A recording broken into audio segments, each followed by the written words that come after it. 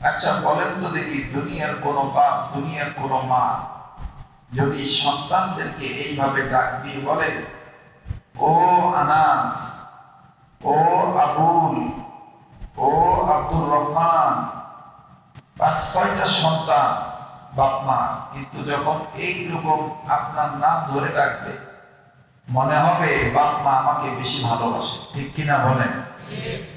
কোরআনুল কারীমের 6666 খানা আয়াত, এর মধ্যে অধিকাংশ আয়াতেই আল্লাহ ইয়া আইয়ুহাল্লাযীনা আমানু বলেছেন। এই আমানু ডাকটা করাচির হযরত হাকিম মোহাম্মদ আক্তার সাহেব রহমাতুল্লাহি আলাইহি হযরত বলেন, এই আমানু ডাক দ্বারা প্রমাণ হয়ে গেছে ঈমানদার বান্দাদেরকে আল্লাহ সবচেয়ে বেশি ভালোবাসে।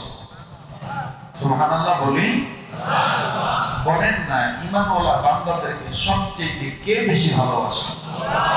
আবার বলেন, আরেকবার বলেন, আল্লাহ সবচেয়ে ঈমানওয়ালা বান্দাদেরকে ভালোবাসেন। যদিও ঈমানদারদেরকে ঠিক করার জন্য আল্লাহ তার দয়াবশত অনেক জায়গায় অনেক ডাক দিয়েছেন।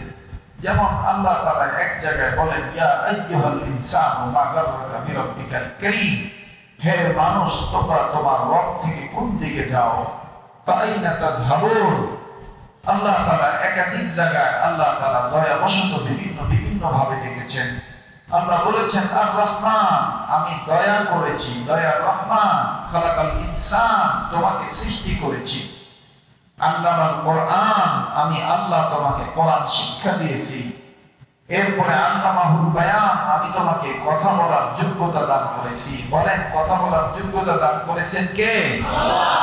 আল্লাহ বলেন, হাল আতা আলাল ইনসানি হিনুম মিনাদ দাহরি লাম ইয়াকুন শাইআন মাযকুরা, তুমি তো কোনো উল্লেখযোগ্য বস্তুই ছিল না, তোমাকে যা বানানোর আমি বানিয়েছি, সুন্দর করে আমি তৈরি করেছি। লাকাদ খালাকনাল ইনসানা ফি আহসানি তাকওয়িম, আমি তোমাকে অনেক সুন্দর করে বানিয়েছি। বলেন তো, আমাকে আপনাকে সুন্দর করে বানিয়েছেন কে?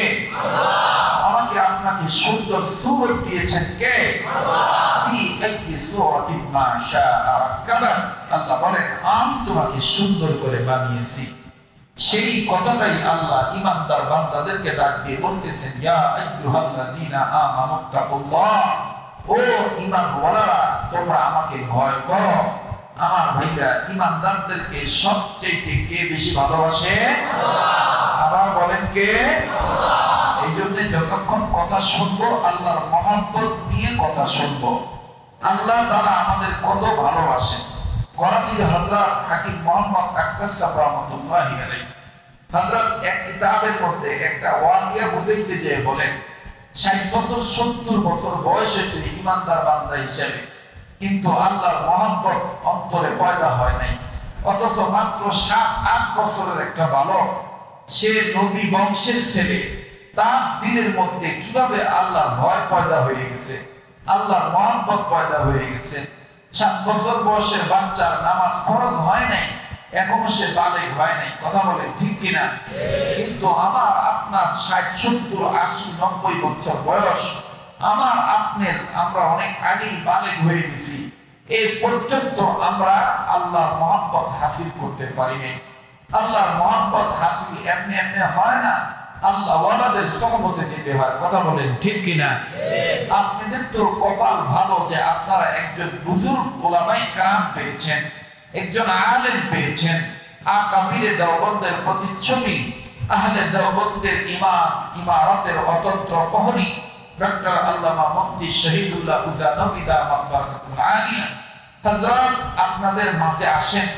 আপনারা হযরতের কাছের লোক, সময় থাকতে কদর করেন, চলে গেলে আর পাবেন না।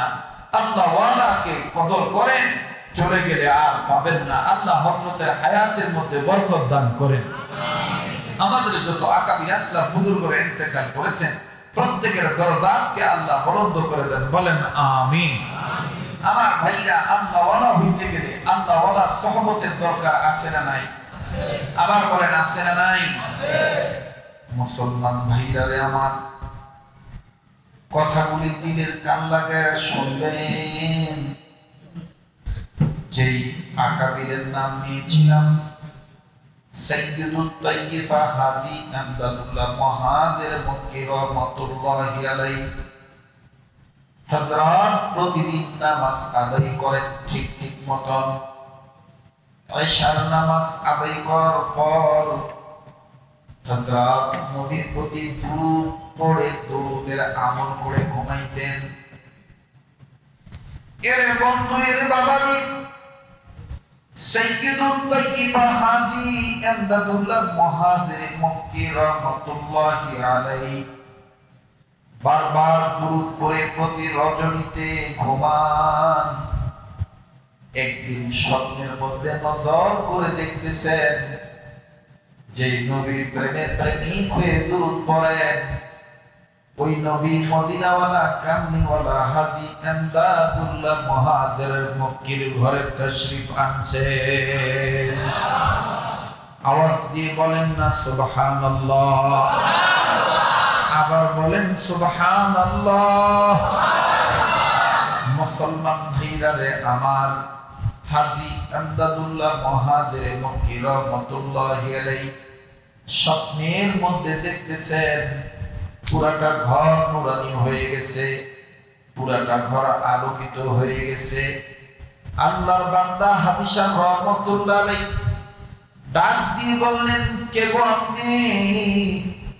নবী ডাক দিয়ে বলতেছেন, আমি মদিনাওয়ালা কামনিওয়ালা নবী মুহাম্মদ। হুজুর আপনি আমার ঘরে এসেছেন, হুজুর আপনি কি আমাকে কিছু বলবেন? লক্ষ্য করে দিলের কান লাগায় শোনেন, এক ফোঁটা চোখের পানি দেখেন ফালাইতে পারেন কিনা। হাকিকতান কান্না আসেনি, চোখ থেকে পানি পড়লে আল্লাহ খুশি হইয়া যায়।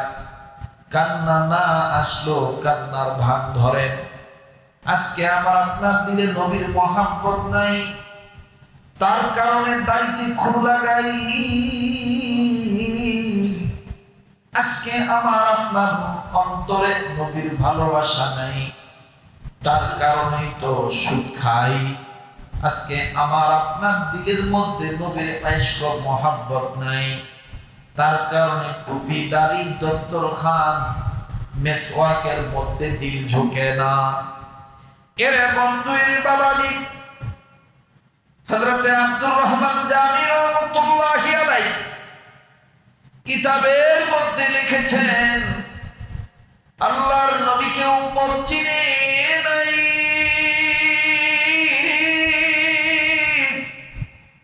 কিন্তু দিনের নবী উম্মত কখনো কোনদিন কোন সময় ভুলে নাই।